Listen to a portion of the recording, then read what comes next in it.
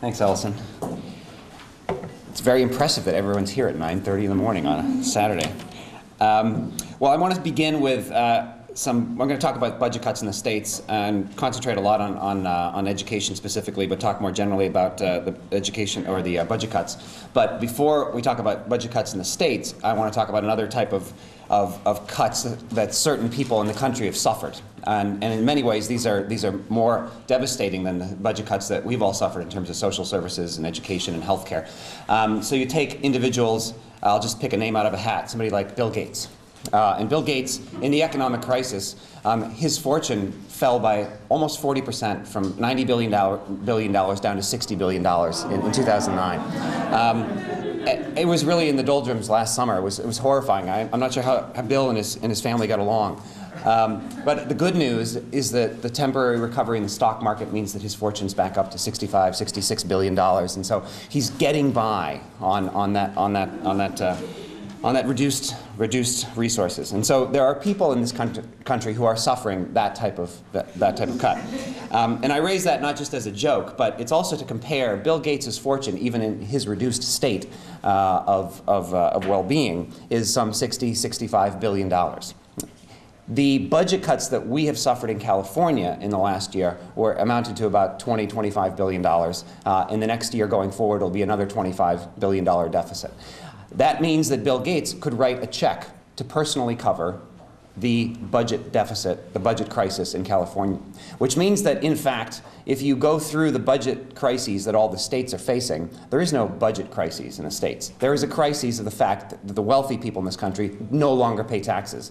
And that has created, in addition to the impact of the recession, the financial markets and the crash in real estate specifically, has created these budget deficits. But the reason there are these budget deficits, the reason healthcare is under attack, the reason they are taking health insurance away from disabled children in California, for instance, or for the elderly, or increasing bus fares on senior citizens, or raising tuition by actually 100% now in California. Tuition's been raised in the last 2 or 3 years in California. Tuition's gone up by 100%. In the last 10 years, it's gone up by 200% in the state universities. So the reason all of this is happening is because people like Bill Gates and his friends, if anybody knows any of them, please let me know and we'll ask them for a contribution. But these people no longer pay taxes. And we've got a book here, Peter Camejo's autobiography just came out. People should pick it up. It's a wonderful read. But Peter was fond of pointing out that in California, and this is true for many states, that the tax structures are actually regressive. That is, if you're poor, you pay more as a percentage of your income in sales taxes, in tolls, in your other types of taxes than the wealthy pay as a percentage of their income.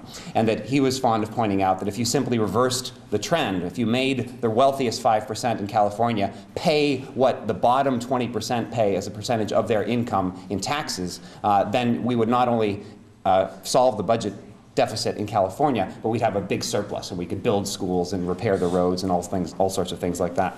So the first thing to say is, in one way, these budget crises are artificially created, not because of some economic storm that has happened, although that has exacerbated that, but there's a structural problem that has happened over the last 30 years where the richest in this country have ceased paying the taxes that they used to pay. And that's related to the declining rate of profit in the capitalist system. It's harder and harder for the corporations to make money, as hard as that seems to believe, but the way they make their money is by paying workers less, paying less in benefits, and paying less in taxes. So immediately after World War II, the American ruling class and the industrialists were making so much money that they could fund the biggest military in the world, and they could build an interstate highway system, construct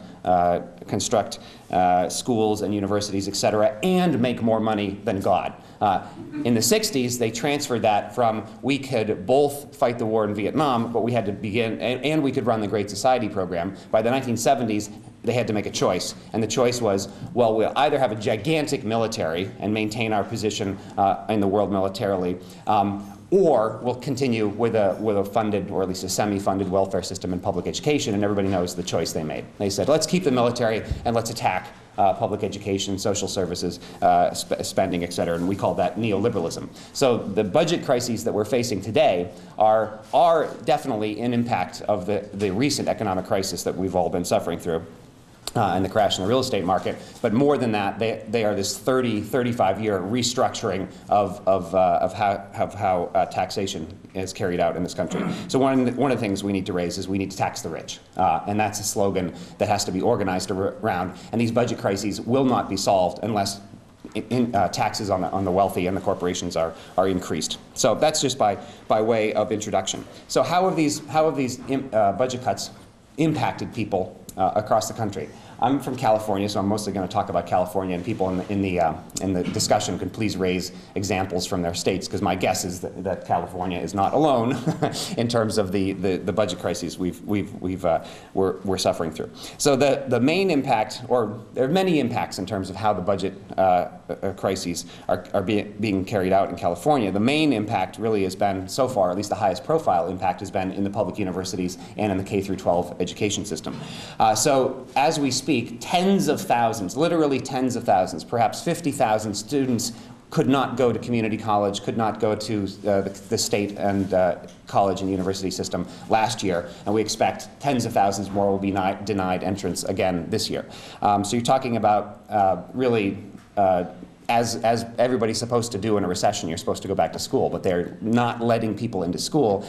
And if you can get into school, as I've mentioned before, they've doubled or tripled the tuition in the last few years. So there's just a horrible impact in terms of students. There are huge layoffs going on in terms of lecturers, professors, the staff, everybody from the professors to people who are groundskeepers, et cetera. So there's huge layoffs going on in the public universities. And in California, there's been about 35,000, Sarah might know the number better than I do, but I think 35,000 40,000 teachers in California have been laid off in the last year. And again, we expect that will continue because, as I mentioned, we had a $25 billion budget deficit last year. We have a $20 billion budget deficit going forward. So these are going to continue. These budget cuts are going to continue. There's been horrible attacks in the public sector as well, huge layoffs in terms of public sector workers, with withdrawals and cuts in education, in healthcare funding, as I mentioned, for children, for seniors, et cetera. So these budget cuts are going to continue, and I see no real light at the end of the tunnel in terms of how these things are going to be stopped in the short term. I think the only way to stop these budget cuts is looking towards the example of what just happened in Puerto Rico. Snehal was just reminding me that after 6 weeks on strike, the students in Puerto Rico, in unity with the staff and workers on the campuses, after shutting down their campuses, won all of their demands against privatization, against the funding.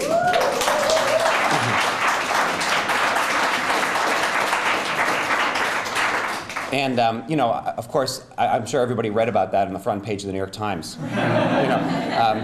Massive 6-week student strike in an American colony, and doesn't get mentioned.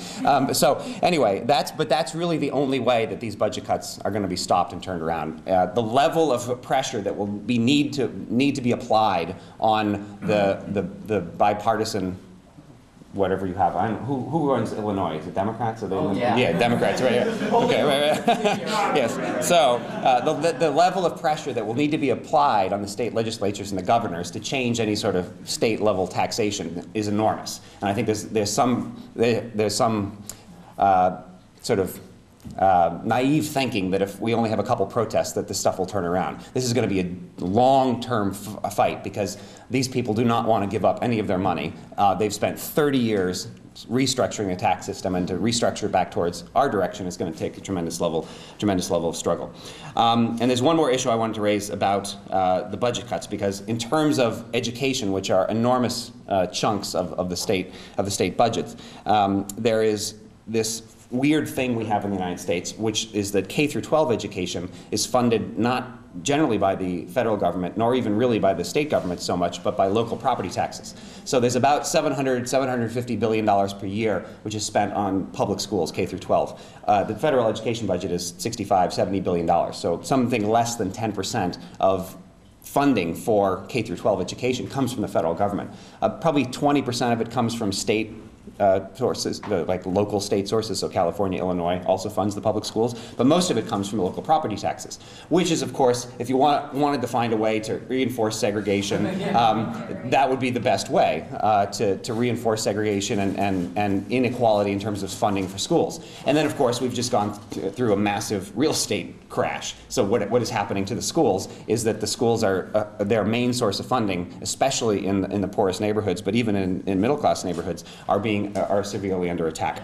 And there's no way, to me, it seems that we have to raise a question of whether or not that's a fair source of funding, whether or not we should have property-based public school systems. And that, especially in California, is exacerbated by this very strange thing called Proposition 13, which means that if you bought a mansion 25 years ago and it was worth $1 million in 1980, and it's now worth $25 million, you're still taxed on it as if it was worth $1 million. Whereas if you buy a house today for $250,000, you pay $250,000 taxes on $250,000. And the corporations, who of course hold their property for very, very long periods of time, their income taxes, their property taxes never go up. They're frozen at the date of purchase, which is a crazy California thing. So don't do Proposition 13 in Illinois. So there's some structural things about why these deficits occur, but none of them occur because of accidents. They've been planned this way, and these structures have been built up over years, and it's going to take a real fight to change them. So what I want to do now is talk about what we have been doing in California in terms of resisting these budget cuts, because I think it's a fairly grim talk. If I just stood up here for half an hour and listed all the budget cuts, would be a fairly, dull, horrifying experience. So feel free to do that from the floor if you like. But what I want to talk about is how people have actually been trying to organize against these budget cuts. And people have probably been following it in Socialist Worker, and it's actually been at least a big enough movement, so some of the mainstream press has covered some of the protests in California. But what I want to do in the remainder of the talk is just go through what happened in California in terms of a movement, some of the debates within the movement, and then raise a few questions about the role of students and education workers in terms of their placement in the economy and potential role for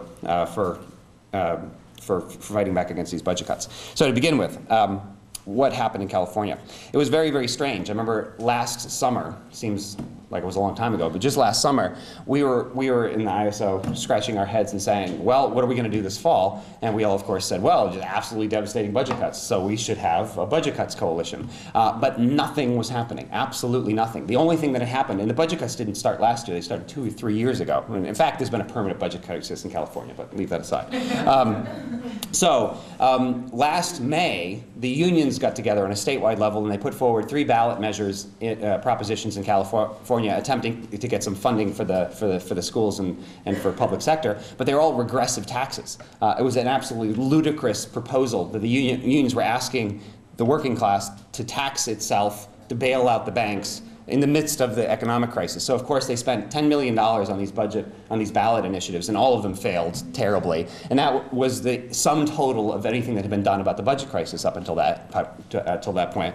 Despite the fact that we have a Republican governor, Arnold, the unions were really doing nothing. And so we went into the fall thinking that there ought to be budget cuts work, but to be honest, after the universities opened and a couple weeks went by and everybody was like, well, just nothing's happening. And then it was a really weird conglomeration of events happened. The first thing is that this group of professors, Mike Davis and some other progressive professors, got together and they signed an open letter. And they said that Mark Yudof, who is the chancellor of the University of California system, is not respecting the professors' rights to discuss how the budget cuts will be carried out.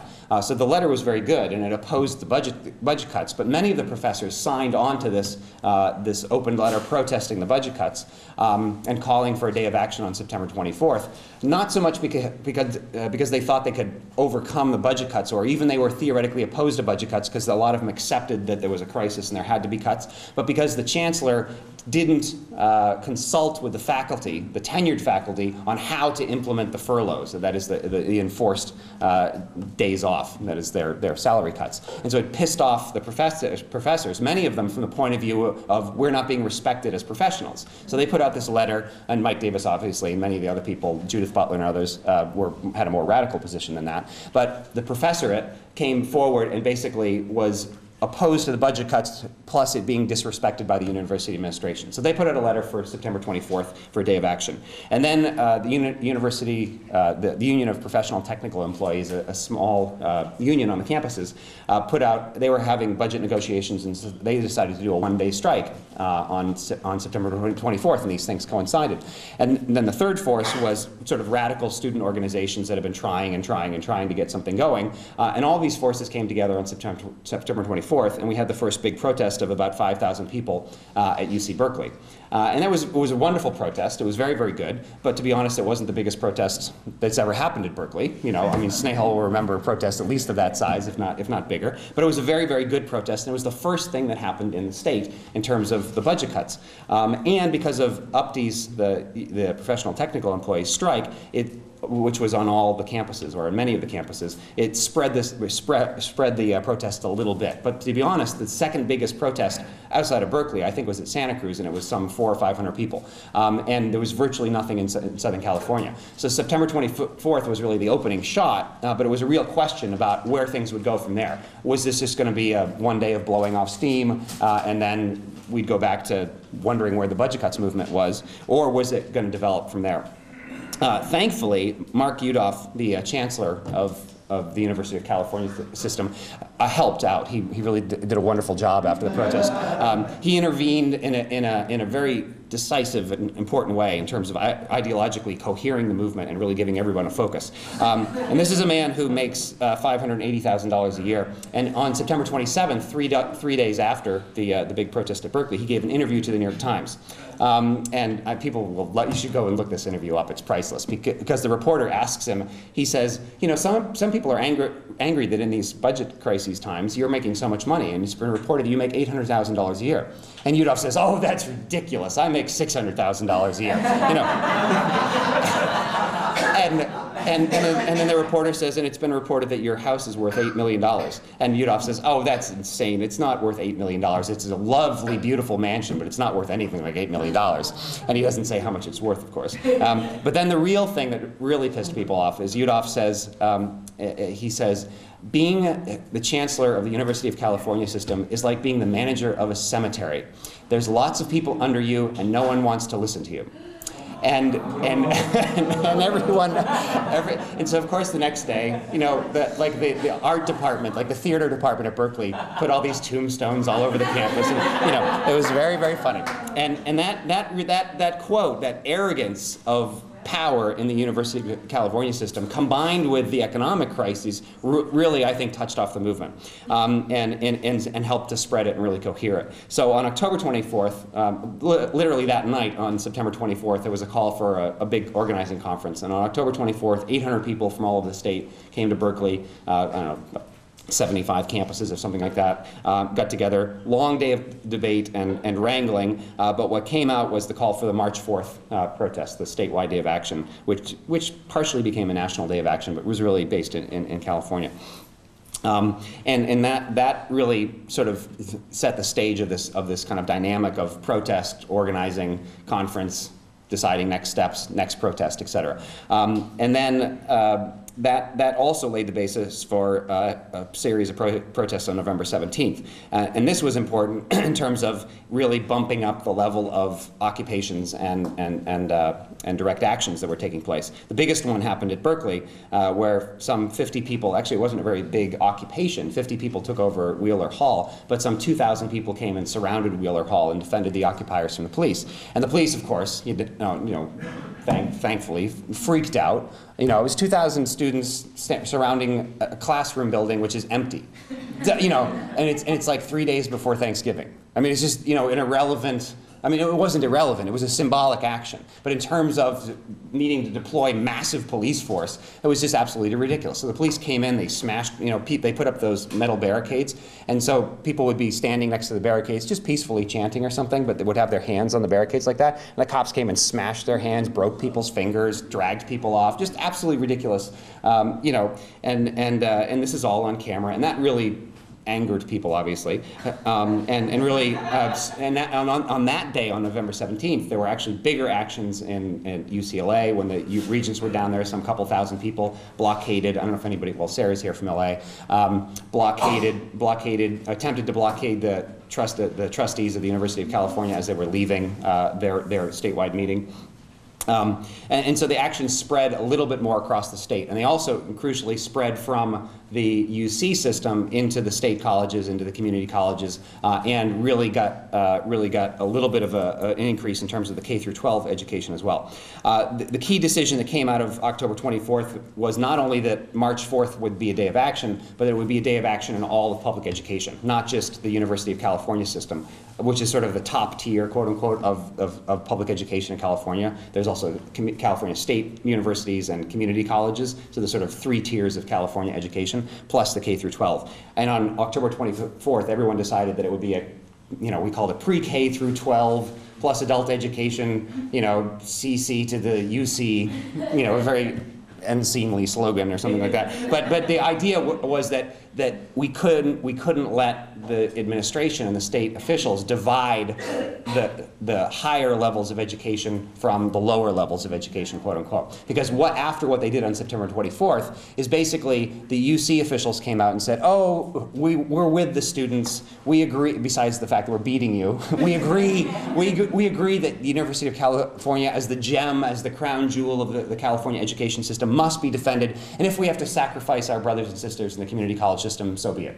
What we need to do is have funding for the elite schools and public schools nonetheless, but the higher echelons, and we don't care so much about K through 12. And so the conference on October 24th put forward the idea that it was going to be a statewide day of education for everybody, a statewide day of protest for all education. Other things happened, but on March 4th, really it was a very impressive showing. We had trouble calculating how many people participated. James is here as well from Santa Cruz, or now from Chicago. He stole them from us.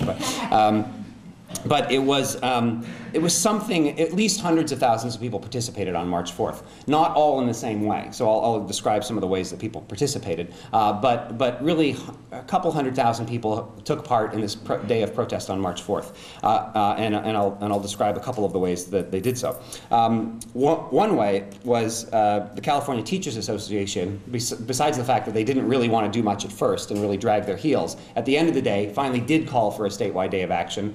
And at a statewide meeting, they decided that they wouldn't do a strike or a work action officially, but they would have fire drills in the morning. And they would use these fire drills on a statewide level as a way to gather students and teachers together and community members and, have a symbolic protest. And it was sort of within the bounds of contractual legality, et cetera. And at first, to be honest, we were a little bit like, really? You're going to have fire drills? And it just seemed like, although John Green, who's a comrade in Fremont, in Hayward in the union, he supported the idea from the beginning, and he was right about it. Because what happened on March 4th in the fire drills is my daughter goes to a little public school, and she's in first grade, and so at 9 o'clock in the morning they do the fire drill, and all of the kids made signs, picket signs, all the teachers made picket signs, and parents and teachers and students, and we all went out and picketed the school and marched all around the school, and neighbors, everybody's honking and high fives and news helicopters overhead. And I thought, well, this is really wonderful, and I took a picture of Isabella, and the quote from Isabella in The Socialist Worker, that's the Isabella who gives the quote about school. What is her quote? The chant she started was, schools need money too, and she had all her students chanting that, so that was very funny. But Alan refused to print the picture of her in the paper, which I was very angry about. But it was a really in one way, it was a really remarkable protest, because it's a very multiracial school, and every teacher, the parents, even the administrators were all supportive of this, because they're like the local principals are not exactly making out very well on this. So it was a wonderful little protest, and I thought, well, this is good. But then I drove back home through Oakland, and every single school I drove past was doing the same thing. So there were just kids and teachers just walking through the streets. You know, I was driving down, I saw the president of the teachers union get out of the car, did a little interview. Hello, everybody's, you know, just the entire city, all the kids and the teachers are just walking around with picket signs. And it was really, and that happened in Oakland, it happened in San Francisco and Berkeley. Other cities were not, it was a little bit hard to track how many people participated, but really tens of thousands of people participated in that way. And that's, you know, that's a certain level of participation. On another level of participation at the universities, there were more radical actions or bigger rallies. So James, I won't go through it, but James can maybe talk about the strike at the University of California, Santa Cruz, where they literally shut down the campus through mass pickets. And it's probably the first time that that's happened ever, you know, at Santa Cruz. I mean, it's a big deal, and James can talk about that. So there were more radical, bigger actions that took place. And there were also a series of big marches and protests. The most important one was in San Francisco, where in the teachers union, interestingly, the teachers union in San Francisco opposed March 4th at first, which is just crazy, you know. But luckily, Educators for Democratic Union, which is a reform caucus within the United Educators of San Francisco, pushed the argument, the need for a protest, the need for doing something on March 4th. And despite the fact that their union leadership didn't want to do anything up until the last minute and then finally got on board, as these things go, they were able to mobilize some 5,000 teachers, students, and parents for a huge march down through the Mission District in San Francisco. And their count, I think, was 40 or 50 schools. What they actually did is they left school before work was over. So it was a partial work action. Walked out of schools, and teachers, community members, and students all marched downtown to a central rally in a protest of some 25,000 people in San Francisco. So that was really an enormous achievement there. And on March 4th, the protests were big enough so that actually Arnold Schwarzenegger had to come out the next day and say that he was reviewing the education budget and he was going to shift money from prison spending to higher education, which turns out to be a total lie. But, you know, at least he had to say it in the press. It was, you know, it was interesting. And so the March 4th became a big enough protest, a big enough day of action that actually forced the politicians to have to deal with the movement. And so that was really the main accomplishment of March 4th. And there's going to be a conference, organizing conference, and a day of action in the fall, although the movement's you know, a little bit in hiatus because of the summer, obviously, and we'll see where it goes in the fall. So that's sort of the narrative of what happened. What I wanted to do now is just raise a few of the debates that took place within the movement, and then finish up by some comments on the role of higher education in this budget crisis. The first real debate, and really the most important debate within the movement, was between the sort of radical student movement, or the kind of student movement per se, but mostly led by radicals, and an attempt to get, and also the radicals and the teachers unions, to force the education unions and the liberals to do something around March 4th. Because despite a whole series of rhetorical attacks on Arnold Schwarzenegger, the reality is the Democratic Party and the trade unions had done virtually nothing. More than nothing. They had actually participated in the budget cuts up until that point. And so the first real important and central debate was, how do you actually get the unions to do something? How do you get the liberals to form a united front, or at least take some sort of action? And that was a central debate. And the method that I think is important to understand, and this comes in a little bit later in terms of the debate with some people on the left, was there's two methods. One is you just denounce them as, oh, the unions will never do anything, and the liberals are completely useless, and we're just going to go and have a strike, and basically try to prove how radical you are versus how conservative they are. And that was really actually a fairly important strand of thinking within the student movement. But what turned out to be very important was the decision to do March 4th at the October 24th conference. There was a big debate about, should we call for a strike on March 4th, or should it be a strike and day of action? Now that seems sort of semantic in one way, but background to that was that we and other people had an assessment that there wasn't going to be a mass general strike on March 4th, although some people thought there was going to be, but that what there could be was a day of action. We could, if we put enough pressure on some of the unions, and also some of the unions were predisposed to want to do something, if you gave an opening to say, if you can take strike action, take strike action. If you can't take strike action, do something. Do whatever you can do on the level you can do it. And so we didn't think of the fire drill idea, but you could see the sort of range of tactics between people taking the fire drill actions all the way up to the Santa Cruz shutting down the campus in a strike. And so our method was, how do you build the greatest possible unity around the greatest possible actions, and an understanding that the movement was very new, that it was very weak, it was just getting on its feet, and that we were going to have to develop a tactic that allowed people to take action to the best of their ability, and understanding that the movement up until that point really had been based in a couple of radical universities in the Bay Area, and to spread the thing into the Central Valley and all throughout California, which is an enormous state of 40 million people, you needed to have a way for people who were just getting into the movement to participate. And so the debate around strike versus, or and some people wanted general strike to be the slogan, versus strike and day of action was actually an important debate, and that opened the door, I think, really to the success on March 4th. So that was the first debate. Another debate that we're going to have in the fall, which is going to be a debate that we're all accustomed to, is it's election year, and we have Meg psychopath millionaire Whitman running against Jerry Brown. I'm not going to go through Jerry Brown's checkered history, but if anybody thinks that Governor Moonbeam is a progressive, then I'll disabuse you of that notion. But Meg Whitman certainly is a horrifying monster. There's no other way to put, except she's a horrifying monster with a lot of money, I guess is the other thing to say. And she spent $70 million in the Republican primary to beat another millionaire who spent $25 million of her own money. And she's pledged to spend another $80 million in the general election. And I don't see why she shouldn't spend $100 or $200 million. I mean, if you're going to spend $150 million and lose, why not spend $300 million and win? I'm waiting for my check, just to, I'll vote for $1,000. We'll just,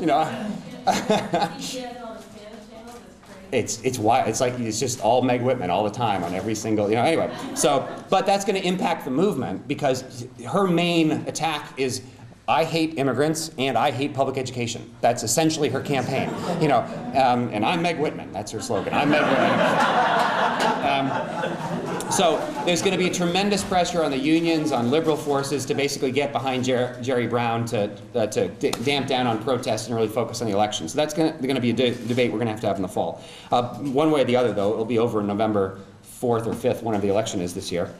And whoever is the governor is going to face a $25 billion budget deficit. So the movement will either deal with a liberal in power, which would be better if Jerry Brown wins, but if Meg Whitman wins the election, there's going to be a whole scale of attacks, which I think will provoke the movement further. So that's going to be an important debate that's coming up. And those are the debates which, if you conceive of it, it's sort of like from ISO and radical position, those are debates with folks who are to our right. There's another set of debates and controversies that took place within the movement to people who, I don't know if you'd say they're to our left or not, but at least they think they're to our left.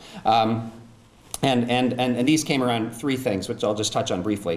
One is a trend which called itself, occupationists, or however you want to put it. One of their slogans was "Occupy everything." At first, this is actually an important component in the movement. When September 24th took place, and even immediately afterwards, small groups of students wanted to do something, wanted to take direct action. And so there were a series of small occupations that took place at Santa Cruz and Berkeley and San Francisco State, other places. And these were, whatever we think of them tactically, as the movement first started, you can see the logic behind taking direct action, even of small groups of people, and the idea is that this will lead to greater and greater occupations. And we judge occupations, direct action, tactically. Like, we're generally in favor of direct action in occupations whenever possible. Really, there's not exactly like too many occupations going on in America. So we're in favor of direct actions in occupations. But some of these folks develop such a sort of fetish of the idea of occupying something, and associated with that the traditional forms of protest, that is, strikes to protests to marches to rallies, etc., were just sort of useless. And even the idea of raising demands was useless, because by demanding something from the system, you're acknowledging that the system exists, and what you need to do is demand that the system doesn't exist, and create communist space by occupying a graduate student lounge. And again, at first, this is an interesting idea, but the problem is, whatever our critique of them is, the fact is that it didn't lead to greater and greater occupations. It led to dissolution and really confusion about tactics and strategies. And one of the worst ones that took place was in February or March. Some 20 students at 4 a.m. tried to take over the student center at San Francisco State without telling anybody, and they just had 25 cops and said no, and that was it. So the idea that you could kind of, by small groups of people organizing secretly to take over buildings by themselves, either hostile to the rest of the movement or at least indifferent, really of its own has I think proven to be a failure. And there's still debates around that, but I think that was proven by the movement. The other big debate that took place on the left really was this thing I referred to earlier about the question of how do you relate to people, to the liberal forces, to the unions. Do you denounce them and try to provoke over their heads action, or do you try to form united fronts and figure out what the next logical step in the movement is? And so that was really the success of the San Francisco radical teachers in using the paper resolution of their union to be in favor of the protest, to work within the structures of the union to win over the rank and file, the students and the parents, and then eventually force the union leadership to actually come on board late in the game, versus just denouncing them and saying they're a bunch of sellouts and we're going to go over here and do our own radical thing. And so those debates were very important. And the last question, the last debate, which is an unresolved debate and is a big problem in the movement, is organization, which is on every campus that has a movement. There's 3 or 4 or 5 competing coalitions or groups, or I don't even know what you call them, people who, the level of organization is very, very low. And we've been unable to win an argument that you need to have any type of stable, ongoing coalitions on the campuses that can somehow unite and coordinate policy or coordinate actions. So there have been days of actions and then sort of hastily organized conferences. And when the pressure is very great and when we can come to sort of like, that's the next day of action, then there's unity in practice. But the ability to sort of discuss policy, to make concrete plans, and then crucially to bring more people into the organizing is really a huge problem. So you still have groups of radicals on the campuses who haven't really been able to expand their organizing base that much. So the dynamic is you have small groups of radicals who call for something, relatively large numbers of people who come to it, but then no mechanism to get new people involved in the ongoing organizing, because some of it's quite cliquish or sort of secret or just badly organized or hostile to organization. And so there's a real problem of how do you actually bring in new people, train them, and so we're having a fall conference, and we're going to try to use that conference as a first step towards that. But it's a big problem, and so I think if anybody has any brilliant solutions about how to overcome that, please raise them. So that's the sort of the state of the movement. It's important. It's taken some good steps forward. It's got some challenges in front of it. But again, I hope somebody here can speak about Puerto Rico, because it would be actually we should do that. We should bring somebody from Puerto Rico to California and tour them around and teach us how to win a strike. Would be a very good idea, because we don't know how to do it yet. So that would actually be, I sit here and think about it, that would be a great idea. Last thing I'll say is on the role of education, and both students and workers in higher education. The ISO socialists in general have sort of had this analysis of students for a very long time, which is based on a notion of students in the 60s, which went essentially like this. Students are an intermediary layer in society who are not really in a definite class position. They're not yet workers, they're not yet managers, whatever their class background is, they're in school, and therefore they can become radical quite quickly, and that's important. They can raise political issues, they can develop mass movements, but they don't really have an insertion into the economy. They don't have economic power in the way that workers have economic power. And that there is an element of truth to that, I think, still today. But the view of students in the 60s was essentially middle-class students protesting political issues. There is still middle-class students who will protest political issues, and that's very important. We shouldn't discount that. But I think that we have to reconceive of how we think of students and unity between students and workers these days, because you're talking about mass university systems. In California, there's 3.5 million students in higher education through community college and through the UCs. It's the biggest employer in California. I was asking Snehal the relationship between University of Texas and Illinois. I'm sure that the system is integrated in massive, all the big states have these huge university systems which are both vertically and horizontally integrated. And not only are they big institutions, but in terms of percentages of state budgets, like in California, education is half the state budget. Higher education is about 12%, but another 30% through K through 12. So a student and education worker movement can not only protest against political issues and not only protest against its own, or in defense of its own conditions in terms of tuition hikes, in terms of class sizes, in terms of pay and benefits for the staff, but a successful and powerful movement to defend public education actually has a direct impact on the state budgets. And this is big time money. This is not inconsequential amounts of money in terms of the resources of the state, taxation, what the bourgeoisie does with its money. So I think that we need to begin to think through, and I haven't got a full answer for it yet, but I think we need to think about student and worker unity, especially in the massive public education systems, and certainly through K through 12.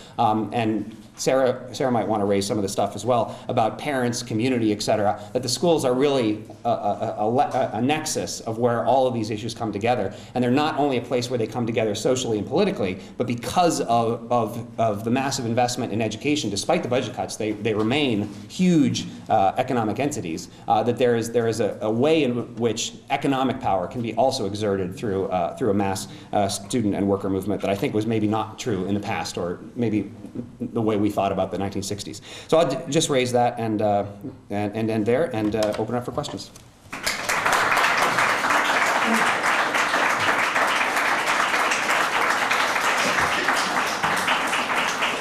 Great discussion, yeah, I definitely think we should move on this question of doing a tour of the Puerto Rican strikers through California, but maybe also other places as well. And I just wanted to start, I think Diane's still here, about what she said is education as a right. And I think that that's something we've just got to really organize around, because that is one of the things you can do in politics. If you can find something that people can defend as a broad social issue, and that people feel like they have a right to it already, or at least partially have a right to it, it's easier to defend something than to make it advance sometimes. And it seems like in American history, education, despite all the right-wing attacks on education, all the privatization that's gone on, education is something that most people feel like is a right, that you ought to be able to go to school and have a decent school. And it is the place where everyone is concentrated in the country. And people spend, as a parent now, I know the enormous amount of time that parents spend and teachers spend and staff spends and certainly students spend in school. It's just the place in American society where people are brought together in large numbers. And so it's just an absolutely crucial arena of struggle. But I think that there's such defensiveness around the question of, it is a right to have a free, full education. You raised the question of Reagan imposing fees. The California university system was free. It was free in the 70s. And now it costs, they just raised the California State University tuition 5% today, which means when I graduated, well, it took a long time, that's another story, but in the mid-90s when I was at San Francisco State University, tuition was $678 per semester. It's now actually $2,800 per semester. It's gone up 4 times in 14 years, and which means that people can't afford it anymore. People can't go to university. And I think that obviously all the crises in the K through 12 public education system, it seems to me that if there's an issue where we have certainly with health care, the majority of people are on our side for wanting health care, but I think overwhelmingly working class people want their kids to have the right to an education, and that we've got to not only organize to keep tuition low and defend teachers' benefits, but as Sarah and other people have written about and argued, that we need to have an ideological offensive, a pushback against all this privatization stuff, against all this idea that the corporations should be making money off kids' education, and the teachers are really the problem. I mean, it's just an insane lunatic world, right? And that sort of ground is very fertile ground that we should fight on. And I think that socialists have something to bring to that, because we have a vision of education which is, as somebody said, liberatory. We want people to be able to think for themselves, to be confident. We want teachers to teach in a good atmosphere. We want parents to have good schools to send their kids to. We want students to have a meaningful educational experience. We're not just in it to say, well, we need to have this type of program so that we can compete and destroy China in the coming war, which is essentially the capitalist education program, which means, like Diane said, they don't need everyone to get an education. They need even less people to get an education now. They need a certain number of people to be well educated, but even in that now, they're kind of just closing the space about what education means, and it's more and more technical, et cetera. So I think that that's something that we've really got to develop in alliance with other activists, really an ideological pushback on the question of education, not just fighting the budget cuts, but why are we fighting the budget cuts? Because we believe that public education is a human right, and that it is the basis of a decent society, and in fact, it's something that we think there could actually be some continuity with into socialism. Having a vibrant education system is going to be an important component of how you actually win a revolution in this country. Last couple things I'll say is there's also, in addition to all the restructuring that's going on with charter schools and the K through 12, there's a massive attack coming, which I think is just beginning to gain speed now. Well, it's been going on for years and years, but the sort of de-tenurification, however you want to put it, of the major universities, which is more and more lectures. That's been true for a long time, but with the introduction of internet classes, and I think that there's going to be a wholesale attack, not at Harvard, but at the big public universities about, well, do we really need tenured professors? And how is that fight going to be carried out? Because it can be carried out in a certain way, which says the tenured professors will defend themselves and screw the lecturers, or it can be carried out in a way which is, how do we unionize? How do we actually bring, tenure is a right we should defend, it seems to me. On the other hand, there's certain limitations to that as a labor question. So how do you fight to defend professors' rights within the community colleges up to the UCs? And the last thing is well, this question of how the big university systems are inserted into today's economy. It seems to be something we need to think through a little bit more, figure out. I mean, one thing that is shockingly obvious to me going through the last year is the lack of student unions in the United States. And it was actually a big argument we had with some comrades who came from Europe, and they were like, well, we should just have a student union. The development of student politics in Europe and Latin America is so much higher than it is in the United States. So that you have mechanisms, you have forums, you have traditions of organized student struggle, which just don't exist in the United States, and it's so fractured upon different student organizations. So that's one thing I think we also have to think through. So anyway, very, very good discussion. Thanks everybody for coming, and enjoy the rest of the conference.